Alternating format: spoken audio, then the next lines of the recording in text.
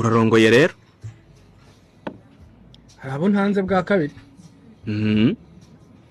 abandi Anita ari nambonye yego barahari benshi Philipita